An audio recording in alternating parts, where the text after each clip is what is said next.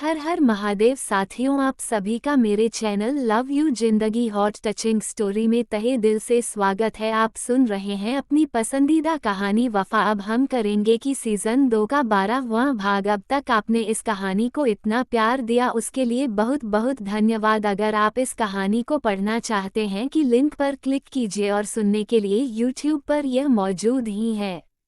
आगे बढ़ने से पहले वीडियो को लाइक और चैनल को सब्सक्राइब कर लीजिएगा। आप लोगों के साथ से हमने 1000 सब्सक्राइबर यूट्यूब फैमिली का आंकड़ा पूरा कर लिया है। इसके लिए आप लोगों को भी बहुत बहुत धन्यवाद और बधाई। अंजलि के कहने पर शिवम ने ना चाहते हुए भी यशस्विनी की तरफ अपने कदम बढ़ा दिए थे, लेकिन मन की बेचैनी शांत होने का नाम नहीं ले रही थी।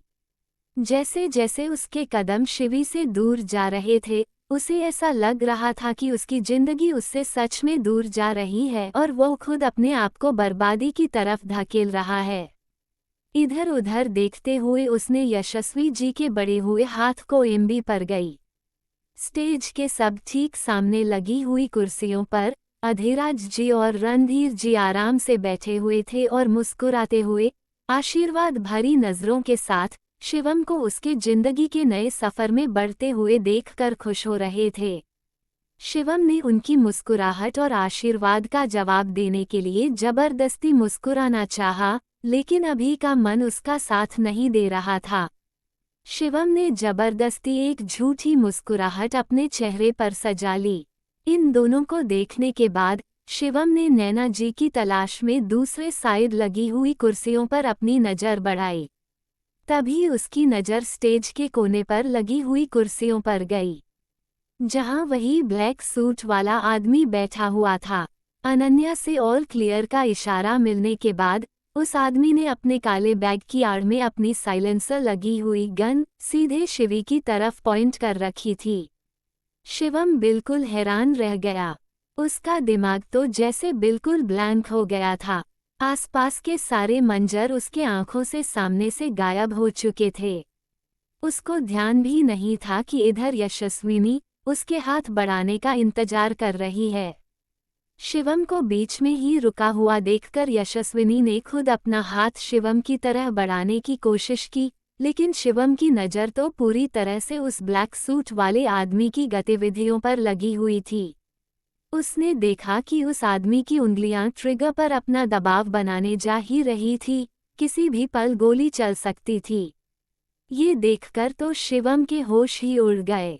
उसने यशस्विनी के बड़े हुए हाथ को थामने के बजाय बिना एक पल की देरी किए हुए शिवी की तरफ लगभग दौड़ लगा दी और उसे अपने बाहों में लेकर घूम गया। किसी को कुछ भी समझ में नहीं आया कि आखिर शिवम ने ऐसा क्यों किया। शिवम की इस हरकत पर सब लोगों का मुंह आश्चर्य से खुला रह गया। खुद शिवी भी कुछ समझ नहीं पाई कि आखिर अचानक से शिवम को क्या हो गया, जो इतने लोगों की मौजूदगी में बिना किसी की परवाह किए हुए अपनी दुल्हन को छोड़कर उसके पास इस तरह से आया है। इधर यशस्विनी कभी गुस्से से अपने आगे बढ़े हुए हाथ को देख रही थी, तो कभी स्टेज के दूसरे कोने पर खड़े अपने दूल्हे शिवम की तरफ, जिसकी बाहों में अब सबके सामने शिवी छुपी हुई थी। देखने से साफ पता चल रहा था कि शिवम ने बिल्कुल बेसब्रों की तरह सीवी को कसकर अपने में अपनी बाहों से समेट रखा है। और यह हाल सिर्फ यशस्विनी का नहीं था, बल्कि स्टेज पर खड़ी नव्या और अंजलि को भी 440 वोल्ट का झटका लगा था। स्टेज के नज़दीक बैठे मेहमानों सहित सबका मुंह आश्चर्य से खुला रह गया था। धीरे धीरे लोग एक दूसरे की तरफ देखकर नज़रों में ही सवाल पूछने लगे थे कि आखिर हुआ क्या। इधर उस आदमी की बंदूक से तब तक गोली चल चुकी थी और वह गोली सीधे शिवम के पीठ पर लगी। एक एक करके उसकी बंदूक से 2-3 गोली चली, जो कि सीधे शिवम के पीठ पर लग रही थी। साइलेंसर लगे हुए होने के कारण कोई आवाज नहीं हुई, जिसके कारण किसी को कुछ समझ नहीं आया। लेकिन हर एक गोली के झटके के साथ शिवम अपने शरीर को अकड़ रहा था, जिसे कि शिवी भी उसके सीने में छुपी हुई महसूस कर पा रही थी। हालांकि जैसे ही शिवी को ये समझ में आया था कि शिवम ने उसे अपने अंदर समेट लिया है, तो आसपास के लोगों को ध्यान में रखते हुए शिवी झटके से शिवम कुछ अलग होना चाह रही थी। शिवम, क्या कर रहे हो? अरे सब लोग इधर ही देख रहे हैं, यह क्या तरीका है? प्लीज अपने साथ साथ मेरा भी तमाशा मत बनाओ। छोड़ो मुझे। शिवम के बाहों में कसमसाती हुई शिवी ने कहा। लेकिन शिवम ने कुछ नहीं कहा। वो अपने दांतों को दबाए हुए होठों को कसकर एक दूसरे पर बैठाकर दर्द को बर्दाश्त करने की कोशिश कर रहा था। शिवी को इस तरह से छटपटाते हुए देखकर उसने शिवी पर अपनी पकड़ और मजबूत कर दी। उसने कसकर शिवी अपने अंदर छुपाया हुआ था ताकि लगातार चल रही गोलियों से शिवी को कोई नुकसान ना हो सके। अंजलि और नव्या सब लोग शिवम की इस हरकत से हैरान रह गए थे कि आखिर शिवम ने क्यों अपनी दुल्हन के बने हुए हाथ को थामने के बजाय शिवी को इस तरह से अपने में समेटा हुआ है। दोनों ने आंखों में एक दूसरे से सवाल किया और नव्या धीरे से शिवम की तरफ बढ़ गई। तभी नीचे बैठे रणधीर जी और अधिराज जी की नज़र शिवम के पीठ पर गई। शिवम के क्रीम कलर की शेरवानी खून से बिल्कुल लाल हो चुकी थी। शिवम! अधिराज जी और रणधीर जी झटके से उठते हुए चिल्लाए। अधिराज जी और रणधीर जी को इस तरह से खड़े होते हुए देखकर वह ब्लैक सूट वाला आदमी तुरंत हरकत में आया। उसने ध्यान दिया कि अभी तक किसी का भी ध्यान उसके ऊपर नहीं गया है, इसलिए जल्दी से उसने अपना रिवॉल्वर अपने बैग में डाला और पीछे की तरफ अपने कदम बढ़ा दिए। राज किशोर जी, जो कि यह सारा नज़ारा देख रहे थे, वहीं पर जड़ की तरह खड़े हो गए। उन्हें तो जैसे कुछ समझ में ही नहीं आया कि अचानक से यह क्या हो गया। जिस लड़के के साथ उनकी बेटी की शादी होने वाली थी, उसी लड़के को सबके सामने गोली लग चुकी थी।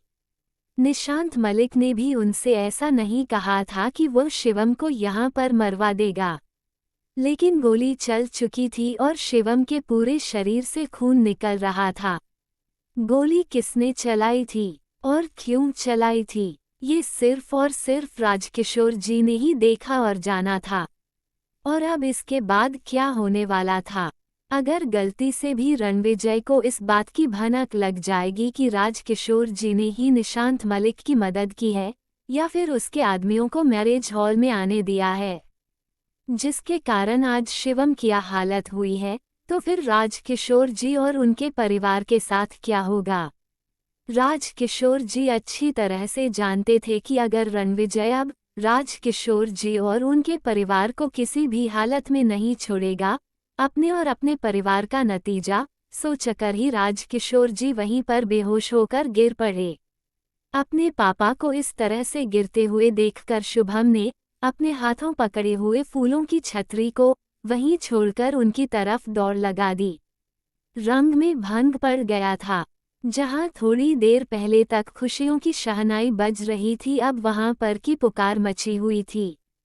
पर आगे क्या होने वाला था ये जानने के लिए बने रहे अगले भाग तक। तब तक के लिए वीडियो को लाइक और चैनल को सब्सक्राइब करना मत भूलिएगा। खुश रहिए, स्वस्थ रहिए, मस्त रहिए और यही YouTube पर मिलते रहिए। मिलते हैं अगले भाग के साथ। हर हर महादेव।